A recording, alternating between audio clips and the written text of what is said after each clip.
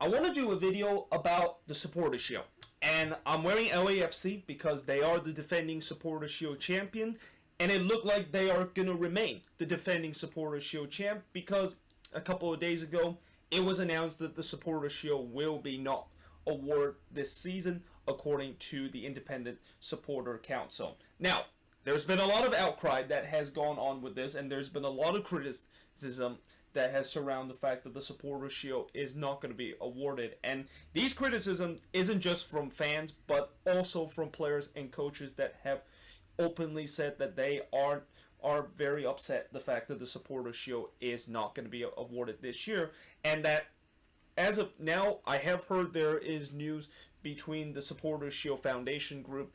and the ISC potentially in discussion of whether or not if the ISC might be reconsidered their decision that the Supporter Shield will be awarded this year, and that they'll basically reverse their original decision. But as of now, it is pretty much confirmed that the Supporter Shield is not going to be handed out this year. And instead of just kind of ending the video right here, I am actually going to give my unpopular opinions about the Supporter Shield being cancelled. Because while, as I've heard a lot of outcry that is going on, and I'm of course going to talk about the popular arguments and the what many people have been react in terms of the Supporter Shield being cancelled in this video, I will also talk about my arguments of why I'm going to give an unpopular opinions where I feel like it's a good idea that the Supporter Shield is cancelled this year. And if you agree with the any unpopular argument that I made or disagree with it, let me know in the comments below. And that whenever I do an unpopular opinion, I do worry the fact that there's going to be people that's going to start to just downvote and just write some negative things in the comment section below, just because I'm not on the popular side in terms of this argument of the fact that the Supporter Shield is being cancelled this year. Now, some of the popular argument that I've been hearing of the why the Supporter Shield being cancelled this year have been proved unpopular, and that there's been a lot of criticism, is that I have heard there's been people say it's been a tradition. The Supporter Shield has been pretty much handed in MLS ever since the exception of the MLS, and that it was actually not a physical award until 1999, but it's been handed out pretty much every single year, and it just feels like it's a tradition, the fact that a Supporter Shield will always be handed out at the end of the year to the team with the best record in the regular season, and that the pandemic should not be an excuse as a way to break this tradition. The other popular argument that I've been hearing is that the unbalanced schedule is not a valid reason. And by the way that the ISC basically explained why the Supporter Shield being cancelled, yeah, they did not do a good job in terms of explaining that, and hence this is why I also am doing a video where I talk about the arguments of why I think it's a good idea for the Supporter Shield being cancelled, and kind of just make it a little bit more clear than what the ISC decision is and their explanation of why the Supporter Shield is being cancelled. But obviously, as I said, well, the way that people have been criticizing the Supporter Shield of not awarding this year is that the unbalanced schedule should not be a valid reason this year, because there's been an unbalanced schedule in MLS pretty much in the past, and that this year is just doesn't seem like there's no difference than it is in the past. So why in the world is the Supporter Shield not being awarded this year? Now, the last popular arguments I've heard about the Supporter Shield should have not been cancelled is that it feels like all the hard works of the players and coaches from this season mean absolutely nothing now that there is no trophy on the line. And I think Greg Vanny basically talk about how he was very upset the fact that, you know, this season it seemed like the players and coaches are working doubly and in some way triply harder than they have been in previous year because of the shortened but also congested this season. And at the end of the day, there's no reward in terms of being at the top of the standings, and that basically nothing is going to be awarded there. Now, this is where I'm of course going to get to my unpopular opinions in terms of why I think the Supporter Shield being cancelled is a good idea, and kind of play a little bit of a devil advocate in terms of these popular arguments that people have been hearing have been and the criticism that has been talked about the supporter shield being canceled. And one of the devil's advocates in the counter argument is that, well, yes, it is a tradition that the supporter shield has been handed since the inception of this league. We have already seen this global pandemic has killed a ton of tradition, and it's not just sports, as in general, the fact that it has killed a bunch of tradition. This goes on throughout many events that is going around the world, and many tradition that has always happened before this pandemic, of course, has hit, and it's already kind of killed that. So in some way, yes, I understand it is a tradition, but since other sports league and other things that has already been much more of a longer and in some way more important tradition that has been killed by this pandemic, I think it kind of makes sense, the fact that this might be the case where, unfortunately, the tradition of the supporter shield might not last for this year because of how bad the pandemic is, and especially how things have just been very, very different this year. And if you want to talk about tradition, one thing that's already killed the MLS in terms of the tradition is the regular season. I mean, I don't think there has been any season out of the 25 years that this league has existed where we actually had the regular season being paused, and then it basically was paused for 5 months before we have an MLS's back tournament right in the middle of the regular season. Like, that has never happened before in MLS. So if you want to talk about tradition, and you kind of argue the fact that the pandemic has already killed the tradition of the supporter shield, well, guess what? It's already killed in terms of the tradition of how MLS in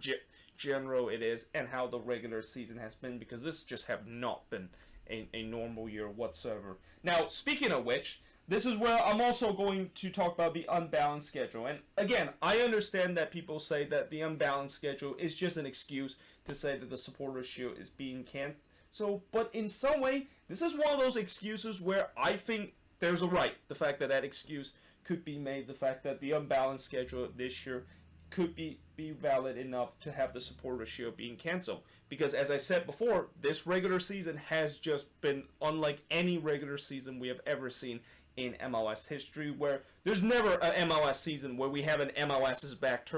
tournament and that the season just gets suspended for that long of a period as we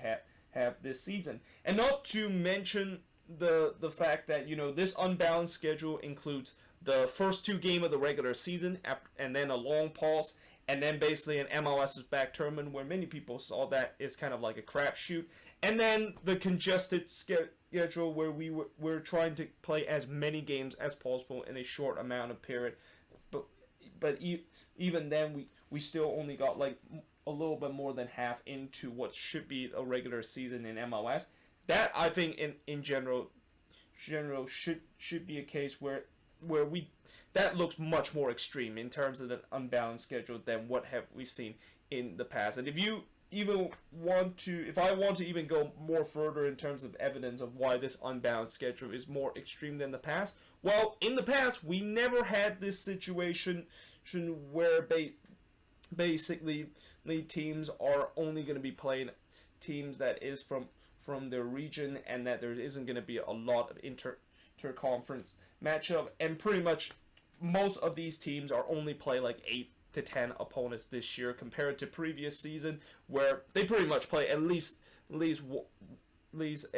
every single opponent once per year. And that the other extreme factor is that because of the fact that they're playing opponents that is from the region, not every single region has the same amount of quality kind of opponent, and that an example of that is the Western Conference, and the way how it seems like all these teams on the West Coast, Vancouver, LAFC, Portland, Seattle, San Jose, LAFC, and LA Galaxy, these all look like are much tougher teams, and seems like a much more competitive team than, let's say, in the southern region when you have Orlando City, Inter Miami, Atlanta United, and Nashville SC. So there's that as another valid argument where it adds in terms of the extreme list, in terms of the fact that it's definitely feel like it's unfair in terms of how each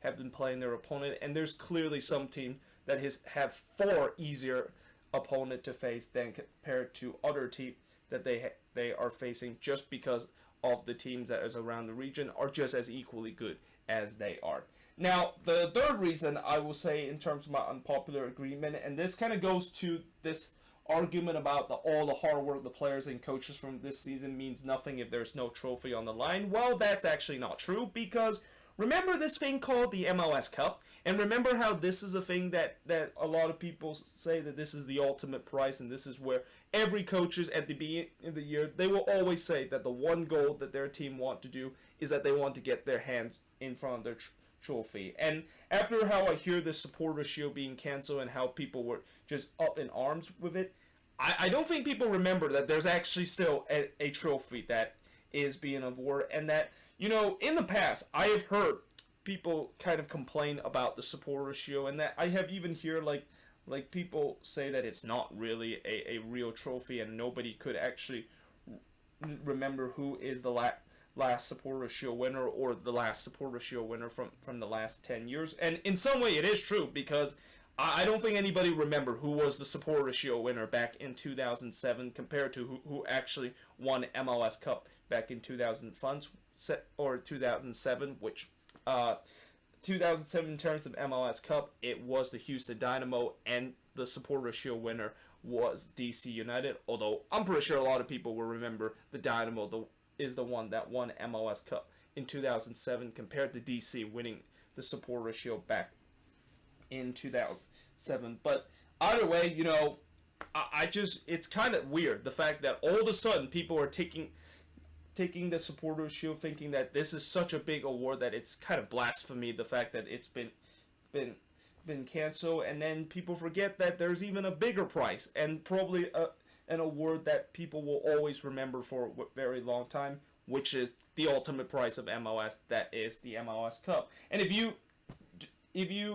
go even deeper into the argument, the fact that why I think there's enough, that doesn't feel like there's no trophy on the line, which makes all the hard work from the players and coaches means absolutely nothing, of why that is wrong, is because we just had the MLS is back. And again, the MLS is back tournament, say what you say about that tournament, and say what you say about how it's kind of a crapshoot with the way that it's been structured. At the end of the day, there was still a trophy that was awarded, and the Portland Timbers basically won that trophy. And with the way how people seems to actually love the MLS is back tournament, and I definitely got some positive reviews from the fact that people want to see this tournament come back in MLS. That's actually a trophy in itself, and that these head coaches saying that, you know, all their hard works mean that there's no trophy on the line. Well, what about the MLS is back tournament? Like, you could have won a trophy there, and you could have had all those hard work that you had during that tournament will pay off by winning the ultimate prize in that trophy, which is winning the final. So yeah, to say that there is just no trophy that is on the line after all the hard work means nothing from this season is just completely false whatsoever. And that I just feel like people forget that MLS Cup is actually the ultimate prize, and this is what many people will remember down the line compared to the supporter shield. Now, I'm also not saying that the supporter shield means absolutely meaningless. It is, of course, still a trophy that a lot of people cherish on, but at the end of the day, if you want to go on a grander scale, if you just do a ranking system in terms of which trophy means more to teams every single year, MLS Cup is always going to be the number one, because that is pretty much the ultimate prize, and that it basically means that you basically finish the season as the best team in the league. Now, the other unpopular argument that I'm gonna mention why I think the supporter shield being canceled is a good idea is that the points per game system MLS might make things complicated and unfair. And, you know, I don't know, even if they implement the points per game system, I'm not quite sure it's going to really affect in terms of the supporter shield, because I know most of those top teams have pretty much played around the same amount of game. But let's just say for these next couple of games, there might be a coronavirus outbreak, and there might be positive cases that might wreak havoc in terms of these top team. And God forbid, hopefully that, of course, is not the case. But in case if that does happen, and if these teams that is there at the top of the table cannot finish their rest of the game, and that they goes to the points per game system, or the fact that if one of the top team cannot finish their game and that the other team that is chasing them or currently are at the top of the standings can play their remaining game, well, if you go to a points per game system, not only the fact that it is kind of unfair for those teams that kind of had to sit out, and they're going to really hope that the team that gets a chance to play can drop some points so that their points per game ratio will be a little bit lower, but it's kind of also unfair to those teams that gets to play these games while there are other teams that are competing for those top spot are not playing the game also, because these games that are playing the game, they would feel more pressure in terms of winning these ones, so that they got to make sure their points per game ratio is as high as the team that is sitting out. And they also will feel like it's unfair, the fact that the teams are just sitting out and they just pretty much are chilling out and hope that the pressure, of course, will get to them, while the other team are just had to work doubly hard in terms of trying to remain at the top spot because of the points per game system. So yeah, there could be some complication and unfairness that could go on. I mean, they're going to be some unfairness and complication if the points per game system is going to be implemented when we look at the playoff races, and how it's going to, there's going to be some very, very harsh reality where there's going to be teams that unfortunately is going to be left out of the playoffs just because of the fact that their points per game ratio is not very high compared to the teams that haven't played in a very long time, but yet they still make it to the playoffs because their points per game ratio was just a little bit higher, despite the fact that they, of course, play fewer games. And lastly, in terms of my unpopular arguments for why I think the Supporters Shield being cancelled is a good idea, is the fact that the top team could still be awarded with a CCL spot. Remember, in the beginning of the video, I talked about how there is a discussion of the fact that the Supporters Shield Foundation Board are talking to the ISC to reverse the decision of not awarding the Supporters Shield. Well, there could also be a discussion going on in terms of that CCL spot, and that, you know, maybe even though we're not going to award the Shield this year, maybe just give the team at the top of the standings the CCL spot, just like what you get when you win the Supporters Shield. And at the end of the day, I think that's kind of fair in some point, where yes, we'll be disappointed that there's no physical trophy that is handed out, but at the end of the day, you still get the same benefit, the fact that you are going to be going to the CONCACAF Champions League just because you, of course, finish at the top spot of the standings in the MLS regular season table. So yeah, there you have it. That is pretty much it in terms of this video. Talk about my unpopular opinion about the Supporters Shield being canceled and why I think it's a good idea. But again, let me know in the comments below, what do you think of this? And, you know, try not to go a little bit harsh on me in terms of some of these arguments. I mean, you can disagree on some of these, but try not to go too extreme in terms of talk about how all these ideas are just completely